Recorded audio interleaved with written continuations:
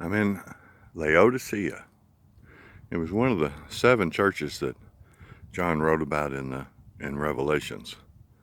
He was complaining about these folks. But just to give you an idea, it's one of 3 cities. You see the white stuff way over there, and I'm not going to pronounce it like the Turks do, but that's Pamukkale, and those are travertine hot springs that have caused that white stuff over there. But there's a city back there called Hierapolis. And then there was a city over that way against the hills called Colossus. And these 3 cities together were mentioned in Revelations by John. And in this particular case, in Laodicea, he complained about them having no clothes when they really were formed because they were at the crossroads of trade routes. And the town was incredibly wealthy. They had banking centers here. They grew a particular, they harvested a particular black wool that was sought after all over the world. And they had a medical school here. The town was formed about 7,500 years ago. This is Syria Street, and it's been excavated. And the medical school developed a particular eye ointment that cured some eye diseases of some kind, and it was sold here exclusively until the 2nd century when it was sold all over the world. But this is Syria Street and the Byzantine Gate, they call it. Oops, let me back out.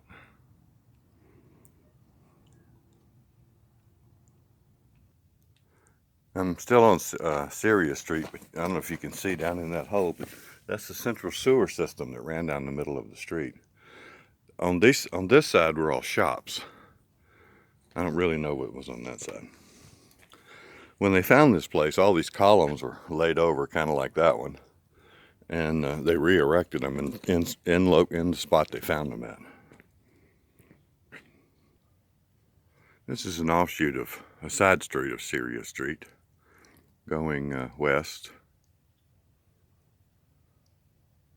And over there, they're doing some work. Archaeological work. They believe that when they're done with this place, of course it may be 100 years before they're done with it, but it will be as grand as Ephesus. And obviously they're looking for it to become a tourist destination. There's virtually nobody here.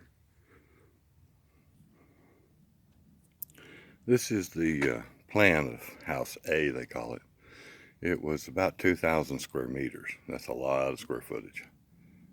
And all of those rooms, there's 47 rooms here, made up House A. And that first street I just showed you was an alley. And there's one on the left-hand side too, but you really can't see much. The walls are about 4 foot tall.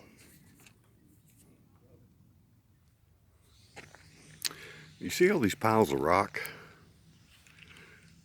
This is the stuff that they gather from the site, especially from their diggings, and they pile it up based on size and shape and type of rock it is.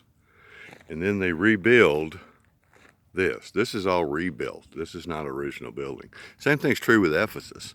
All of these columns over there were put back up. There were 9 earthquakes that devastated this place. And by about 463, it was hit by the last earthquake, cut off their aqueduct, and so there was no water to the town, and it was essentially abandoned. But it was a very wealthy city, and in 60 AD, there was a big monster earthquake that knocked everything down, and the Emperor Nero offered to give them a bunch of dough to rebuild it, and they were so rich, they turned him down and rebuilt it themselves. But I just wanted to point out, these are all recreations. This is not original.